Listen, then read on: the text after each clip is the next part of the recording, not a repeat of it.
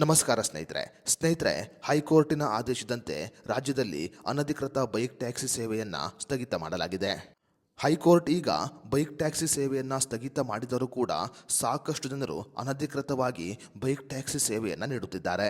ಸದ್ಯ ಹೈಕೋರ್ಟ್ ನಿಯಮವನ್ನ ಉಲ್ಲಂಘನೆ ಮಾಡಿದವರಿಗೆ ಈಗ ರಾಜ್ಯ ಸಂಚಾರಿ ಪೊಲೀಸರು ಆಘಾತವನ್ನ ನೀಡಿದ್ದಾರೆ.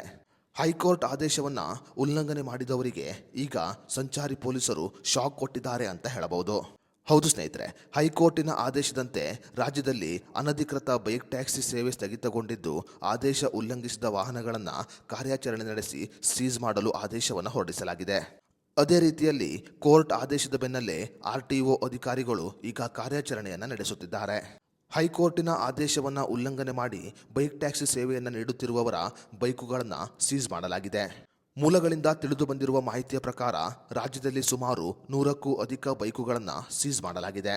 ಸದ್ಯ ಹೈಕೋರ್ಟ್ ಬೈಕ್ ಟ್ಯಾಕ್ಸಿ ಸೇವೆಯನ್ನು ಸ್ಥಗಿತ ಮಾಡಿದ್ದು, ನಿಯಮವನ್ನು ಉಲ್ಲಂಘನೆ ಮಾಡಿದರೆ ಅಂತಹ ಬೈಕುಗಳನ್ನು ಸೀಸ್ ಮಾಡಲು ಆರ್ಟಿಒ ಅಧಿಕಾರಿಗಳಿಗೆ ಆದೇಶವನ್ನು ಹೊರಡಿಸಲಾಗಿದೆ. ಇನ್ನು ಹೈಕೋರ್ಟ್ ನೀಡಿದ ಆದೇಶದ ಪ್ರಕಾರ ಬೆಂಗಳೂರಿನಲ್ಲಿ ಸುಮಾರು 100ಕ್ಕೂ ಅಧಿಕ ಬೈಕುಗಳನ್ನು ಸೀಸ್ ಮಾಡಲಾಗಿದೆ. ಹೈಕೋರ್ಟ್ ಆದೇಶವನ್ನು ಉಲ್ಲಂಘನೆ ಮಾಡಿ ನೀವು ಕೂಡ ಬೈಕ್ ಟ್ಯಾಕ್ಸಿ ಸೇವೆಯನ್ನು ನೀಡಿದರೆ ನಿಮ್ಮ ಬೈಕನ್ನು ಕೂಡ ಸೀಸ್ ಮಾಡಲಾಗುತ್ತೆ.